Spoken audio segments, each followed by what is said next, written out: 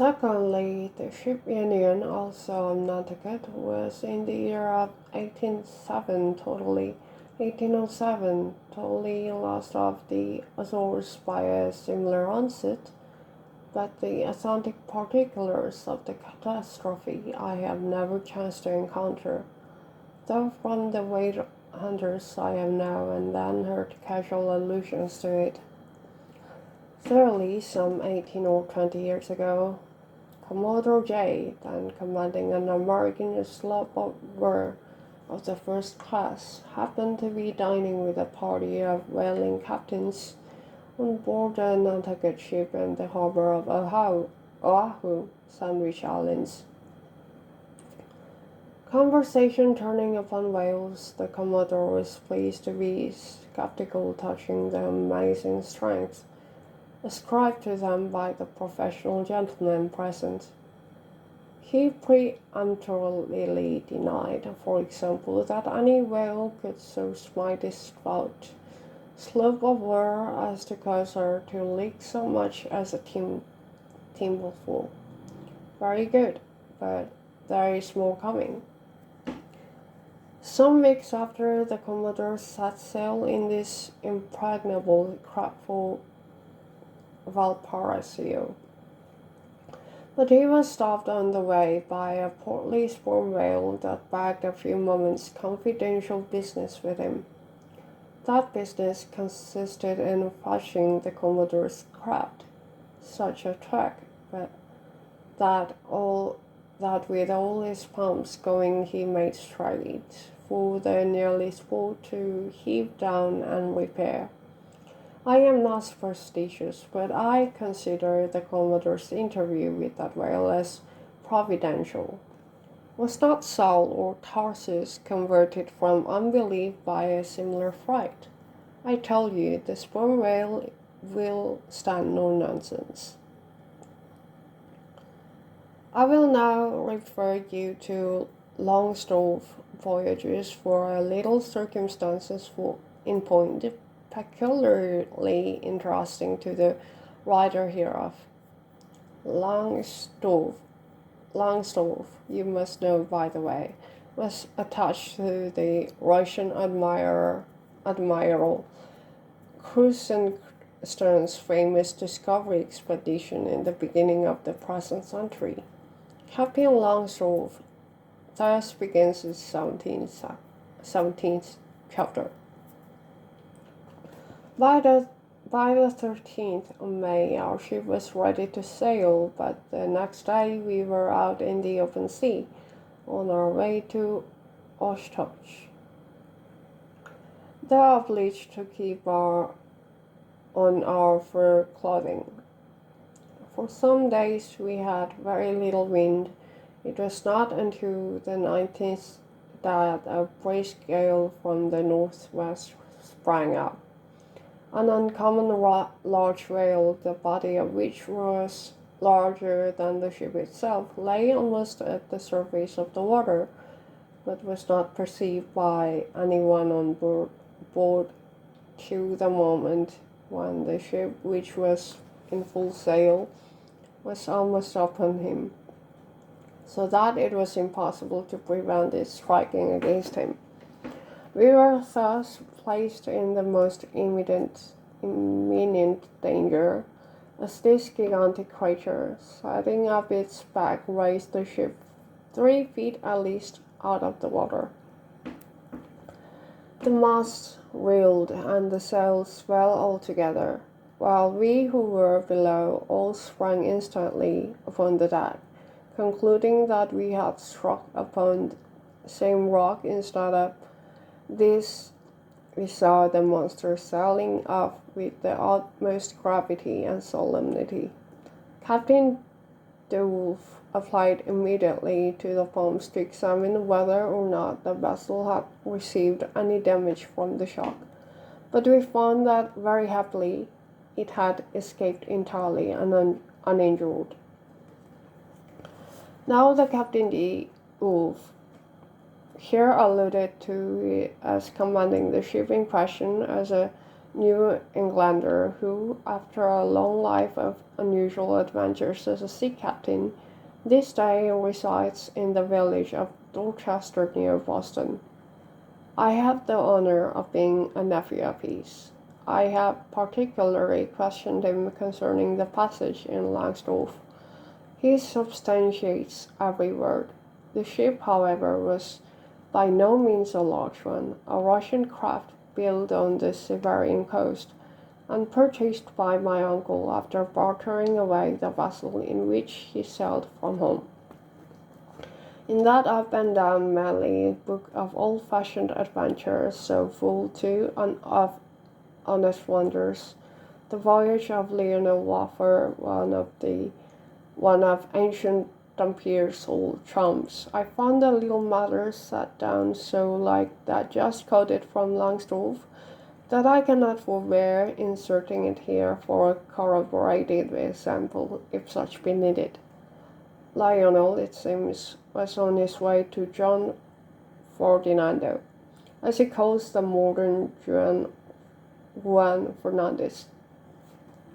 In our way thither, he says, about 4 o'clock in the morning, when we are about 150 leagues from the main of America, our ship felt a terrible shock, which put our men in such consternation that they could hardly tell where they were or what to think, but everyone began to prepare for death. And indeed, the shock was so sudden and violent that we took it for granted the ship had struck against a rock, but when the amazement was a little over, we cast a lead and sounded and found no ground. The suddenness of the shock made the guns leap in their carriages, and several of the men were shaken out of their hammocks.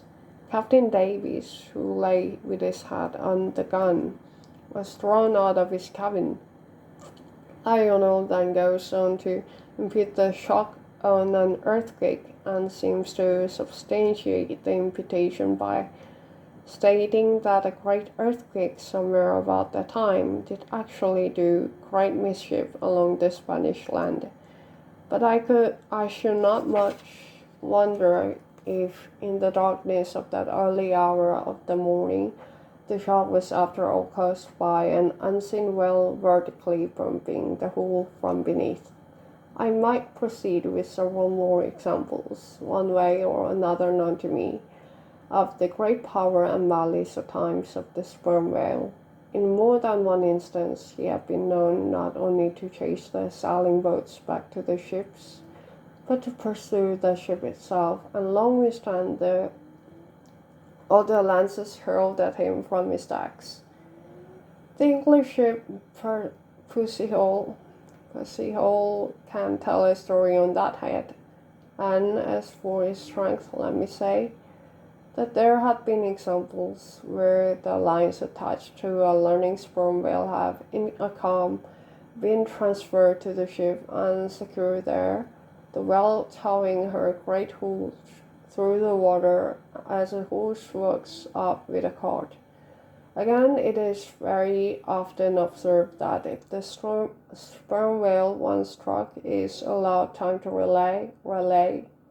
rally, he then acts, not so often with blind rage, as with willful, deliberate designs of destruction to his pursuers, nor is it without conveying some eloquent indication of his character that upon being attacked he will frequently open his mouth and retain it in that red expansion for several consecutive minutes. But I must be content with only one more and a concluding illustration, a remarkable and most significant one, by which you will not fail to see that not only is the most marvelous event in this book corroborated by plain facts of the present day, but that these marvels, like all marvels, are more mere repetitions of the ages, so that for the millionth time we say Amen with Solomon. Verily, there is nothing new under the sun. In the 6th Christian century lived Procopius, a Christian magistrate of Constantinople in the days when Justinian was emperor, and Belisarius general. As many know, he wrote the history of his own times, a work every day of uncommon value. By the best authorities, he has always been considered a most trustworthy and unexaggerating historian, except in some one or two particulars not at all affecting the matter presently to be mentioned. Now, in this history of his, Procopius mentions that during the term of his prefecture at Constantinople, a great sea monster was captured in the neighboring Propontis or Sea Marmora after having destroyed vessels at intervals in those waters for a period of more than 50 years. A fact thus set down in substantial history cannot easily be gainsaid, nor is there any reason it should be. Of what precise species this sea monster was is not mentioned, but as he destroyed ships as well as for other reasons, he must have been a whale, and I am strongly inclined to think a sperm whale. And I will tell you why. For a long time I fancied that sperm whale had been always unknown in the Mediterranean and the deep waters connecting with it. Even now I am certain that those seas are not, and perhaps never can be, in the present constitution of things, a place for his habitual gregarious result. But further investigations have recently proved to me that in modern times there have been isolated instances of presence of the sperm whale in the Mediterranean. I am told on good authority that on the Barbary coast, Commodore Davies of the British Navy found the skeleton of a sperm whale. Now, as a vessel of war readily passes through the Dardanelles, hence a sperm whale could, by the same route, pass out of the Mediterranean into the Propontis. In the Propontis, as far as I can learn, none of that peculiar substance called bread is to be found, and the aliment of the right whale. But I have every reason to believe that the food of the sperm whale, squid, or cuttlefish lurks at the bottom of that sea, because large craters, but by no means the largest of the sort, have been found at its surface. If then you properly put these statements together and reason upon them a bit, you will clearly perceive that, according to all human reasoning, Procopius sea monster that for half a century stood the sea ships of a Roman emperor must be in all probability have been a sperm whale.